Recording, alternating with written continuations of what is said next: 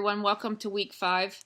I wanted to take a few minutes and go through the week 5 assignment 1. It's a 3-tab worksheet and make sure there's no confusion. So the first tab I'm on is the balance sheet, or tab 1. This is pretty much plug and play. No big surprises. You're going to be filling in maybe about a dozen blocks. Obviously you can see that by the yellow highlighting. The actual balance sheet itself, you'll be filling out information in the current year. I provided a trending balance sheet so it shows the previous year, because the real value in a balance sheet is not where you are right now, but how that relates to where you've been. Are you moving in the right direction? I mean, obviously you can look at a balance sheet that just has the current year information, and you can look at your assets and your liabilities and your current ratio and quick ratio. But to get any sense of whether or not financially you're making progress, seeing a trending balance sheet, just like we saw with P&L statements, makes the most amount of sense. So you'll see a little text box over here to the right hand side that has the information that you needed. So pretty simple. Petty cash, 1800. You would just go in and put petty cash in at 1800. So go ahead and fill the information in. Total current assets, total assets, total fixed assets, current liabilities, total liabilities, and then these two boxes down here, shareholders equity and liability and owner's equity, you need to write the formulas for. You're also going to need to write the formulas for your current ratio and your quick ratio. So how are you going to do that? Well, the first thing you're going to do is make sure that you've read the lesson notes and you've read the article on how to read a balance sheet. Then the math is pretty simple. I mean, all of the summary column, the summary cells up here, like total current assets, are nothing more than at the sum, which is that handy dandy little thing right there. So we can go and put it in here and pull it up and make sure we have the whole box. And now we've just summed the current assets. Obviously I'm missing my inventory numbers, but the formula's in there. It gets a little bit trickier down here, but the cell comments will walk you through those too.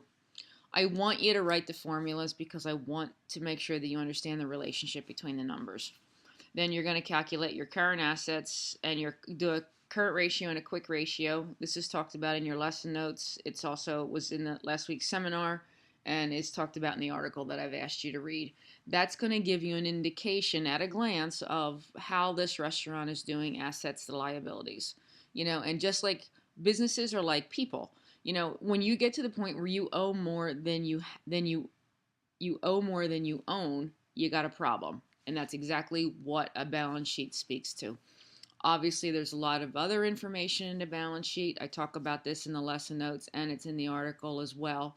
One of the more interesting pieces of information in a balance sheet are these contra accounts. These are the accounts that are in brackets. They actually adjust one of your other accounts. So let's take a look at this. Leasehold improvements the previous year were $115,376. That means the value of the improvements at this point in time that were done to the building, because it's a lease, was $115,000. This year it's at $116,000. How did it go from $115,000 to $116,000? Looks like there was minor leasehold improvements, something that cost about $1,000. Depreciation, $37,000 worth of depreciation was taken against those leasehold improvements the previous year. This year they took $33,000. How do you go from 37 to 33?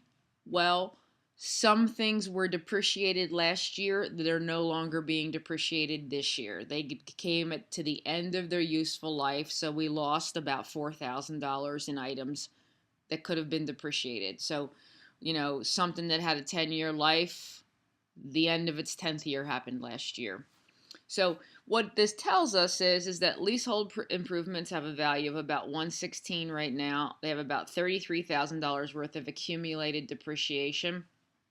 If you do the math, $116,000 minus 33, far more than I like to do in my head, but somewhere about $85,000 is the current value of the leasehold improvements book value. That's the leasehold improvements less the depreciation. And you can see that there are these contra accounts, which is what those accounts are called with the little brackets, that are they're for each account. So for instance, if we look at equipment, equipment has a book value of about $83,000 with accumulated depreciation and net depreciation contra of account of about $81,000. That's telling us something a little bit scary. It's telling us two things. The first one is that between this year and last year, they spent no money on equipment. And then the second thing is that that equipment is almost fully depreciated. If we went into that kitchen right now, I guarantee you the equipment in there, and I keep saying kitchen, that is equipment, probably non-kitchen equipment, because there is a depreciation account for kitchen equipment. But if we went into that building right now and we looked at their equipment, we looked at their computers, we looked at their POS system, anything else they have listed under equipment, we would find that it's old, that it is getting near the end of its useful life, if not there. So that's your overview of your balance sheet. There's not a lot of moving parts on this worksheet. It should be fairly simple. If you run into problems, give us a yell. The next tab is a cash flow tab. You're going to start out, the directions are below in the text box below. You're going to start out with a beginning checkbook balance of $48,569. Beginning cash balance, $48,569. We're going to write that in. The next thing that's going to happen is going to show us in the narrative, it's going to give us a list of inflows of money, and it's going to give us a list of outflows of money. You're only going to be doing January. So week 1, week 2, week 3, week 4, January. You don't have to fill out this whole thing. I'm just showing you a 3-month template. This is right out of the restaurantowner.com worksheet. What makes the most sense is you're projecting your inflow of cash. So if I were you, I would do all 4 weeks of inflow first. Let's see what the inflow of money looks like for the entire month. So put your food sales in week 1, week 2, week 3, week 4. Put your beverage sales in week 1, week 2, week 3, week 4. Gift card redemption, credit cards as a percent of sales. Put the same information in that's given through week 1 through week 4. That's going to show you how much money you can expect to bring in for the month. Then when you go down here to the total payments that have to be paid out, or the outflows of cash, you're going to have to get a little bit trickier with that. You're going to have to play around, because the object of this assignment is to underscore the fact that cash flow management is about timing. So yeah, bills are due at different times, and the due dates are given, but you have some leeway each week when you want to pay these bills, and you should play around and find out what's the best case scenario so your bills aren't real late, obviously, but that you can keep the highest amount of cash in your bank account at all times. So you're all going to end up with the same amount of cash left at the end of the month in this cash flow statement.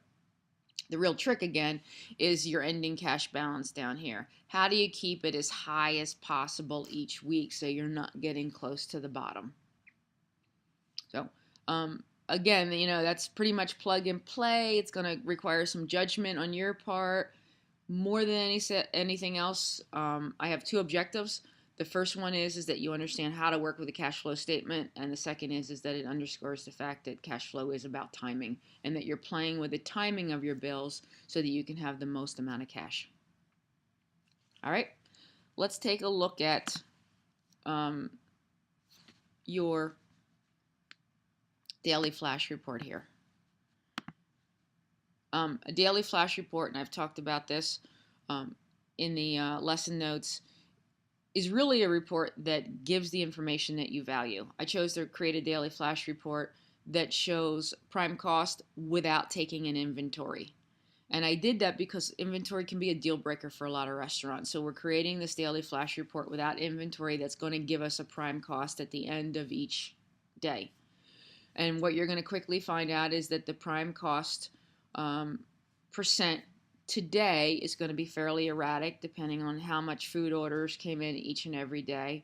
But your prime cost percent to date is actually a little bit more accurate. So what we're going to do is just plug some numbers in. We're going to write the date in, And then this is the date, or dates are given up here. Here's your sales information. We're going to do this for a week. Here's your purchase information, and here's your labor information. This chart shows information in two forms: sales today and sales to date, purchases today, purchases to date, labor today, labor to date. And I color coded them so all the todays were green, to dates in dollars were like this orangey color, and you can see the yellow was today percents, and this sort of, I don't know, peachy color is to dates in a percent form. So what that means is this, and let's just do sales so you have some idea. Sales in the first day were 2187. Sales to date still 2187, first day of the month. Second day sales were 3422. What are they to date? That's a cumulative number. It's the day before plus that day. You can write it as a formula. That day plus, we're at 5609. And you can see the formula I put in, B28 times C27. That formula is going to stay the same for the next 5 days. We can actually just pull it down now. So you'll see if we add sales for the next day of 3755, it goes up. 6422, it goes up. That same format that we just used can be used for food purchases to date and labor to date and prime cost to date. So you'll see how that plays out as you start to do it. We're going to end up with a prime cost percent at the end of this week that is far more accurate than it was on a daily basis. So again, the object is that the prime cost is going to fluctuate dramatically. Your food cost is going to fluctuate dramatically from day to day, because some days you get big orders in, some days you don't get any food in. Your labor will fluctuate less because you buy labor based on sales. The prime cost percent will fluctuate dramatically for each day, but on a to date, you'll start to see a leveling out. What I said in the lesson notes is that this is not the most accurate way to create a prime cost report, but it is far more accurate than doing nothing. It tells you when your prime cost is too high. As you get further and further in the month, the to date column gets more and more useful. And again, it's some information. It's easy to do. The math is easy. The information to fill it in is easy. And it's an example of a daily flash report that can be valuable to your business. I reference technology for flash reports. Digital dashboards is what they would be generically called. There's a company called Rosnet. I have a little demo link up on the website that's worth taking a look at. You can tell them what information you value and where it is in your systems. Like, I want to know my sales, and the sales, obviously are in your POS system, and they'll pull from different types of technology that you're using to create this flash report so that you can go online or on your mobile phone and look at this information every day. It just arrives. So it's kind of interesting, kind of very tech forward. A lot of the chains are using it. It doesn't mean that an independent can't. So 3 tabs, make sure you fill them all out. Any questions, comments, or concerns, talk to me or one of your facilitators. There will be questions referencing the intent, not the specific answers, but the intent of this assignment in this week's quiz. Have a good week.